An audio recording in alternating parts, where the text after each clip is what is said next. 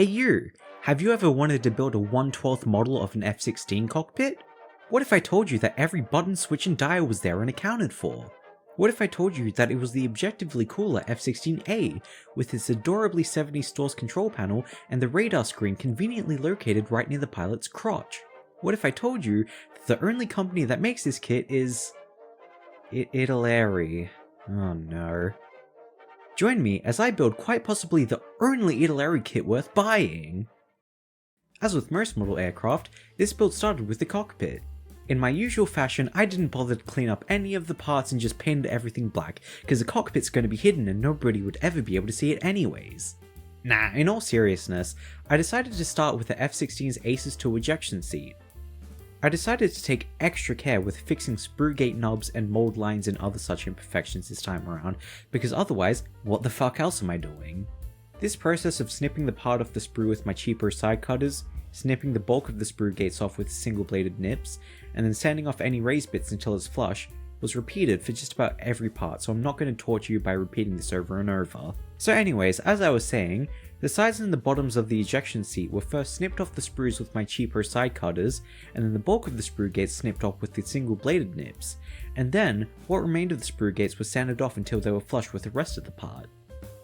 These bits go together with a fairly standard butt join, albeit with some raised bits on the bottom of the seat's sides to help you align everything, which is fine, I guess. First impressions are generally positive. Apart from a relatively benign butt join, these fit together somewhat definitively, and don't have any major flash or mold lines. No, I don't know what foreshadowing is either. The top of the seat, however, is lined with a butt joint consisting of a single square millimeter of contact area. Very nice. The actual seat bit of the seat, as well as the backrest, use the same butt joint with raised bits, although these are infinitely more frustrating because the raised bits aren't only not raised enough, but also the only contact area they have with the rest of the assembly.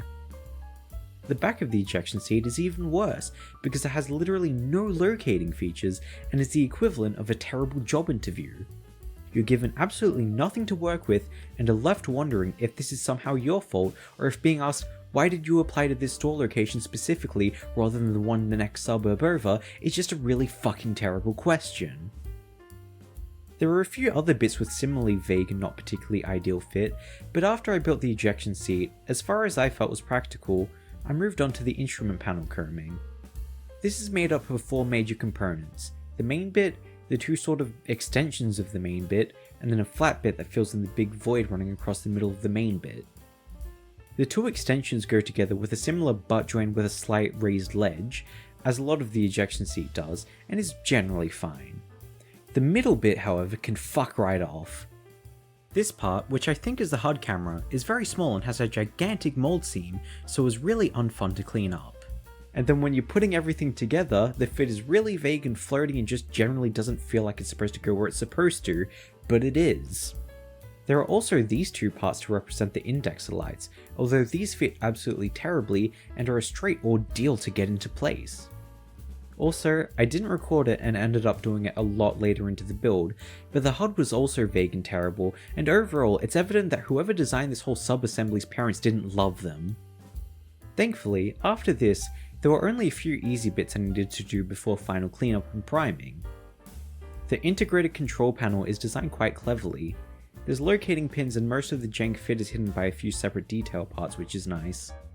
There's a few control panels and other bits and bobs which go into the main cockpit tub, and they fit fine. There's this weird rectangular prism that goes over the rudder pedals and fits together laughably terribly, so cleaning that up was really fun. And then the radar display and instruments, which were also fine. After building everything up to a point that I thought was sensible and wouldn't make painting a complete and utter pain in the ass, I put some primer on. I always somehow managed to pick the windiest of days to do my priming, so barely any of it actually reached the plastic. The primer I use, Rust-Oleum 2X Grey, takes 5 days to dry, so in between twiddling my thumbs and getting up, walking around a bit, sitting back down and then getting back up, I worked on a lot of the smaller bits. These were all on the B sprue, and so had enormous fuck off mold lines on them and required just enough cleanup to stop being fun. But hey, painting them was relatively fun at least. And speaking of painting, Once the primer had dried, I gave the main cockpit tub and the ejection seat a base coat of AK 3rd Gen Dark Sea Grey. It's allegedly a match for FS36231, the shade of grey used in US cockpits since after the Korean War-ish. It looks maybe a tad dark, but so does every other dark gold grey equivalent we used in a cockpit because of physics, so you could probably move a shade or two lighter, maybe towards something like FS36270 if you're really worried about it.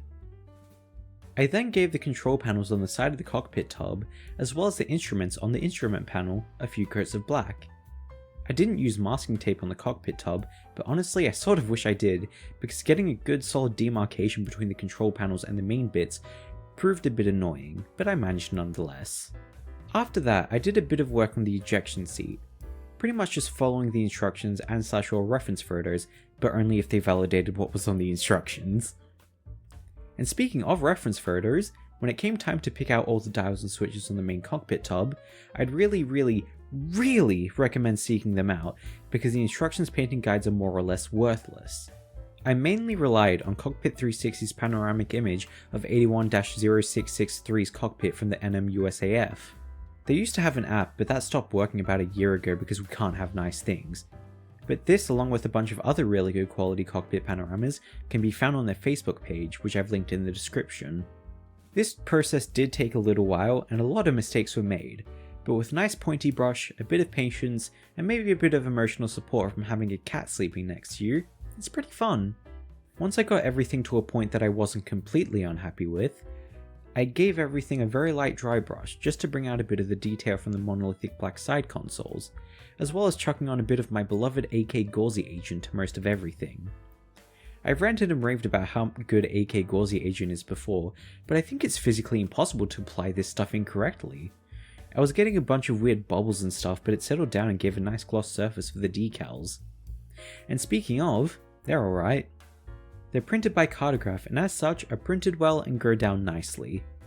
The only issue is that the sheet seems to use the exact same design as it was when the kit was originally released however many years ago, so there's a certain dollopiness that betrays Cartograph's usual tack sharp and legible printing.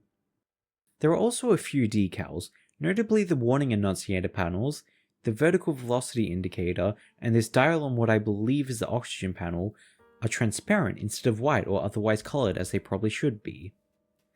The sheet is relatively small and gives you pretty much what you need. I'd have liked all the control panels on the side console to have their respective labels and whatnot, but I can see how that would be challenging given how 90% of the switches and knobs are molded directly into said control panels, so whatever, who cares. I decided against doing any fancy oil paint tomfoolery this time round on account of it's not really necessary, so instead I opted to do a quick wash mainly targeting the dials and the raised details on the ejector seat. The last major thing that needed to be done before I could call this one finished is the harnesses for the ejector seat. They give you a sheet of self-adhesive cloth with bits you need to cut out yourself, but they're in a colour that I've never seen an Aces 2 harness in ever. The instructions recommend that you paint them in colour I, so let's just consult the legend and... oh, there is no I. This is another case where you'd really want to check your references. I personally opted for a light grey because I was bored, thought it would be funny, and I just generally wanted to. But feel free to verbally abuse me about it in the comments. I get off to that sort of thing. They were incredibly finicky on account of you have to feed them through their respective buckles and latches, which is about as easy as fitting an elephant through the eye of a needle. But otherwise it's just a case of following the instructions in it. And after those, all that was needed was to install a few small handles and switches in the cockpit flashlight, and I could finally call my build of Italeri's 1/12 scale F-16 cockpit done. Now, the hypothetical strawman that I've just invented is probably rolling their eyes and thinking, it's an Italeri kit that costs more than $0, of course Hellfire Models is gonna say that it's shit and not to buy it. And while that is true, it's also beside the point. This kit was originally an Eshi tooling dating back to 1983, which if you haven't noticed was a little while ago. Judging by how much cleanup pretty much each and every part on the B and C sprues needs, it's evident that the years have not been too kind to said tooling. But, unlike an aircraft or a tank or whatever, this kit is more so a canvas than anything else. A vast majority of the time spent on it is going to be painting, so the issues with construction, to me anyways, aren't a massive deal, because everything's there and ready to be picked out at least. But Italeri, being the rent-seeking bastards that they are, have decided to charge $60 for a kit old enough to die of coronary heart disease, which is slightly less groovy in my books.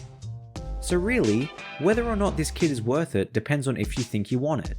Groundbreaking stuff, I know, but really, who else offers anything even close to this apart from Italeri? Even something like ResKit's F-16 Escape Crew module, whilst focusing exclusively on the cockpit, is at a scale over 2.5 times smaller than this and relies on 3D decals, or as I like to call them, the Antichrist. I never thought I'd find myself unironically recommending an Italeri kit on this channel, even if very tenuously, but alas, we live in a society.